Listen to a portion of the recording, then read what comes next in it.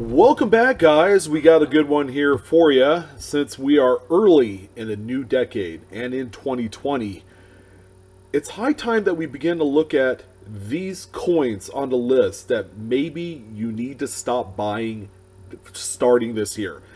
They're all going to be backed up with some pretty convincing things. A lot of data, a lot of facts are involved. You can even check for yourself on a lot of these coins that maybe they're just not as collectible on face value as they seem. In addition, maybe a lot of these coins are either flat in the marketplace, they have generally no movement whatsoever, and perhaps they even lose money. All right, so we're going to talk about the top 3 coins that you need to stop spending your hard-earned money on in 2020 and beyond. Okay, we're going to take a look at all of these. But before we go ahead and get started, as always, do Blue Ridge, Silverhound is solid. Go ahead and hit the like button, share, subscribe to this channel if you haven't done so already. Hit the bell for instant notifications so that way you get kind of the inside track on all the newest uploads. It's real simple. And as always, thank you for taking time out of your day, evening, or morning to come join me today. All right, this ought to be, this is not an easy topic to talk about because there is going to be some kind of like differing arguments and viewpoints. I'm going to have my detractors and my supporters when it comes to something like this. But as you can see, with everything being said, all right, these are huge red flags in the hobby. Okay, and we're going to talk about the most generalized kind of group of coins. Okay, we're not going to talk about, oh, you shouldn't buy these unsearched rolls on eBay or anything like that, because that's never going to change. Those have been selling since the late 90s, since the inception of eBay. We're not going to go there. What would be a top 3 list or a top 10 list without at least one honorable mention? Well, here it is. These 2 books right here, the Cherry Picker's Guide. We have a volume 1, which covers large cents all the way up to nickels, and we also have volume 2, which covers the larger denominations from was it half dimes, which is like considered to be a 5-cent piece, but most of all dimes all the way up through the golds. These books, as of right now in 2020, haven't been reproduced yet. However, based off of some information in the community from Whitman, they are going to be resuming production of these books by this spring. So whatever you do, ladies and gentlemen, because I've had a lot of people that had said, I am willing to pay $100, $150, $200 to own a copy of the Cherry Picker's Guide so I could do some variety hunting. Oh no, don't even go there. It is not worth paying all that money in advance just to get a copy that maybe perhaps is not the most up-to-date recent volume or edition rather. Okay, we got the 6th edition for volume 1, 5th edition for volume 2. For volume 2, there's going to be a 6th edition. Okay, so all of the contributors have put their information in, and you're going to see some new stuff coming out on that book. Hold off for a few more months. Do not pay the absorbent amount of money that the secondary market is asking for. Okay, I've seen these books sell in excess of $200, and I gotta say, you should probably hold on to it. If you absolutely need it right now, okay, you could also order the digital version of each book, all right, which is available down below in my link. I think it's like $11. You could upload it to your smartphone or your Kindle or whatever device you may have. It's pretty simple. But if you need that in the interim, go ahead and shoot over there and purchase the digital file. But as of right now, the physical book, stay away from. Do not spend your money on these. It's just way too far out in left field, and they are going to be producing a batch of books here very shortly, so keep an eye on those. It should be nice. I'm gonna order a couple of the the newest editions and probably do giveaways on that sometime in the near future. All right, so let's go ahead and dive right into the actual top 3 list. And this one right here, I am a strong antagonist for this group of coins, and that's going to be graded toned silver eagles. And you know what? You might as well lump in ungraded toned silver eagles. Okay, this whole process of seeing these silver eagles, which by the way, some of the most popularly collected coins slash bullion that you'll see out there. It has really taken off in the last 10-15 years. It's crazy. But as of right now, okay, toned silver eagles you should stay away from. Do not invest your hard-earned money in these coins, and here's why. For toned silver to happen, okay, to this level, it takes many years, if not decades, of maturity to go through just to have these coins tarnished in this fashion. Okay, the mere fact that we have a few coins that are not even 10 years old yet is a huge red flag. Generally, a lot of these coins are artificially toned. However, okay, there is a massive group of these that have been authenticated by PCGS that are legit. For whatever reason, they are coming out true blue, just, you know, it is what it is.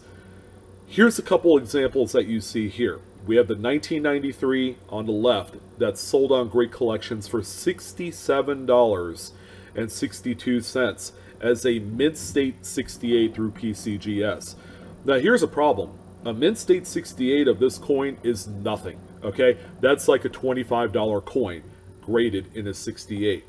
The toning, yeah, someone paid up for this, but I guarantee you there is no secondary market activity for this coin, which means that if you want to take your 1993 Silver Eagle with toning, you're going to get a lot less actual interested buyers for this coin, because people know that coins of this age range, usually the toning is artificial. Okay, toning happens whether it's natural or artificial, but coins like this is frowned upon in the hobby as they are. Okay, people want the 100-year-old silver that has the beautiful, stunning toning in the correct coloration progression. Okay, there's a certain coloration in which these coins tone. So there's a 2011 right on the screen as well. Okay, that coin is 9 years old at the most. Graded PCGS mint state 68. Some poor schlub paid $180 on Great Collections for this coin. Okay, keep in mind, you buy the coin, and a lot of this is like investment driven, because eventually somewhere down the line you're going to want to sell. All right, you're going to have major issues selling a coin like this because of the toning kind of asterisk that's involved with these coins. So here's another pair of coins right here on screen. All right, what we have here is a 1999 on the left. Okay, this one's pretty nuts. Okay, just stand by with how much this one sold for. And then you have a 1987 on the right-hand side of the screen. The 99 is a PCGS mint state 67. Again, that's a nothing grade. All right, that's kind of on the low side. This one sold for $412.88. Again, this toning progression on a coin this young should not happen. All right, in addition to this 1987 that you see on the right-hand side of the screen, that one sold for $99 on Great Collections as a PCGS mint state 68. I'm not going to tell you guys that you should not collect this, but I guarantee you, you try and buy coins like this, and then you end up 5 years down the line, 10 years, 20 years, you go to sell these coins, you will not recoup the amount of money that was originally spent on these coins. People have figured out that the toning on these is way too artificial and just way too fast forwarded to be legit, kind of like real toners in the business. All right, so the number 3, toned silver eagles. Try and stay away from them.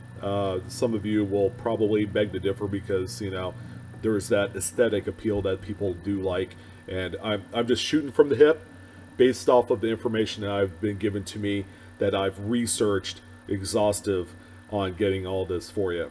All right, so the number 2 thing on the list, I'm telling folks that maybe you ought to stay away from, not spend any of your hard-earned money on, is one that I see all the time. Common dated graded Mint State 62 to Mint State 64 Morgan dollars. These things grow on trees, okay? The prospect of owning a 130-year-old Morgan silver dollar graded in a 62, 64 seems like a very kind of like honest investment potential piece right then and there, okay? The whole thing is, with these coins, there were thousands, if not tens of thousands of coins in this grade range for some of the most common dated Morgan dollars in existence. I'm telling you, when I say they grow on trees, they grow on trees. There is just too much of them out there that you know, you could buy them and they will the pricing will stay flat, if not drop over time. There's just so many of them. It's not going to change. People are just injecting these coins out into the marketplace, and you should never have to, number one, overpay for these, and number two, okay, you probably should maybe skip this and get something that's a little bit higher graded. I'm going to get into that here in a second. So with these coins, we're going to experience just long-term flat growth, okay? You pay $50 for a coin, it's probably going to stay in that $48 to $52 range, probably till we all go, all right? It's been like that for a long time, and I don't see it changing one bit anytime soon, because the populations is just over flooded with these common dated 62 to 64 Morgans. When you go to resell these, okay, whether it's on eBay or you go to a coin shop, generally you are going to get a poor return when selling these on the secondary market or through a third party. Okay, if you paid $50, $60 for some of these Morgans, you will probably more than likely recoup 75 to 80% of your money when you go to sell these. Okay, so keep that in mind. If you're paying full retail for a 62 to 64 graded Morgan silver dollar, you know, you are paying full retail. All right, so there's really not any hidden kind of like investment potential with these, because there's just so many of them out there. So here are a few examples that you've seen on screen. We got the let's see, the 1886 on the left hand of the screen. That one's a really plentiful common dated Morgan dollar. That one is a PCGS Mint State 64. That one sold for $55.12 on Great Collections. All right. The next one that you see here is going to be a 1879S Morgan. Okay, believe it or not, this San Francisco second year coin is common. All right, these grow on trees as well. This one right here is a PCGS Mint State 63. It sold for $49.50. The next one that we have here is a 1889 Morgan, another common date, millions produced, sold for $43 on Great Collections. This one is a PCGS Mint State 63. And then finally, okay, we have the highest grade out of the bunch, and it's going to be this 1904 It's a New Orleans minted example, sold for $58.50. But get this, it's an NGC Mint State 64. So let's go ahead and talk about alternatives. Okay, if I'm telling you do not invest in any of these, I'm not going to say it's going to make it better, but there are coins that grade out at Mint State 65. You might be able to pull in one of those for around $100 to $125. Okay, so if you, for example, instead of buying two coins that fall in this Mint State 62 to 64 range, go ahead and hold out and buy a really nice 65. In addition, these grading companies also authenticate the coins with proof-like surfaces. So you might be able to find maybe a Mint State 63 or 64 with PL. Those would be a fantastic choice as well, because it doesn't matter what grade level, you know, in the Mint State it is, the proof-like coins sell always for a nice premium. You could customarily find some for between $100 and $200 for some of those common dates, like an 1880S. That's a common date for proof-like strikes. Okay, another alternative for you. So that's the number 2 slot on there for coins that you shouldn't spend your money on. Common dated, graded Mint State 62 to 64 Morgan dollars. Okay, there's just too many of them out there. You're going to experience flat growth, and then when you go to resell them, you're going to lose money by about 20% per coin. I've seen it all the time. All right, and I'm dialed into a lot of the dealers that buy these. They've had to turn away business because there's just so many of them. All right. So the final thing that I'm telling you right now that you need to stop spending your money on in 2020 and beyond is going to be top graded, top pop 1950s and 1960s Lincoln cents. We're talking high end, top of the curve Lincoln cents that probably grade out like Mint State 67 or 67 plus or even 68. Stay away from these coins if you are an investor. It is a trap, okay? And here's why, all right? These coins, as recently as 5 to about 7 years ago, have been the talk of the town. A lot of these coins have sold for $5, $6, $7, $10,000 pretty healthy, okay, pretty regularly in the marketplace. However, we have seen a huge run up in submissions to not only PCGS but also NGC. The market is simply flooded in comparison to the actual demand for these coins. So the sample coin that I'm going to be using for this particular video is going to be a 1951S Lincoln wheat cent. Okay, this is like the perfect model for what's going on here in the marketplace, and this is going to blow your guys' mind, the way that you've seen this coin drop in huge, staggering price chunks over the course of about 7 to 8 months. It's pretty crazy, and it's very telling on where the market is for these coins. So this 1951S is a PCGS Mint State 67 Plus full red example. It is indeed a top pop coin. This one right here is like the poster child of exactly what's going on. So the sales progression is what you see on screen right now. Okay, so these are 3 different coins that's sold on Great Collections.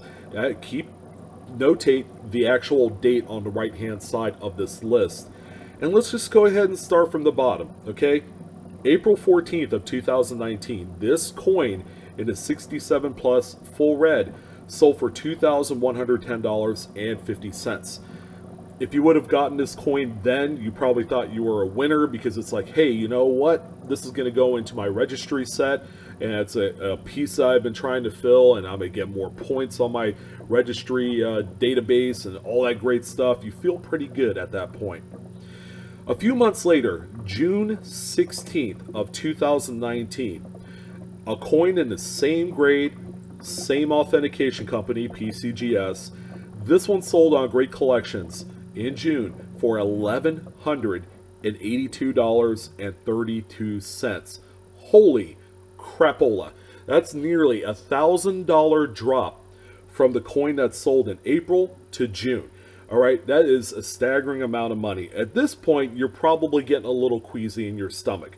How can this happen? Well, by golly, by George, more of these are being submitted to PCGS. People want a piece of that apple pie that they've been longing to get because of just the overall, just the popularity of coin grading as of right now.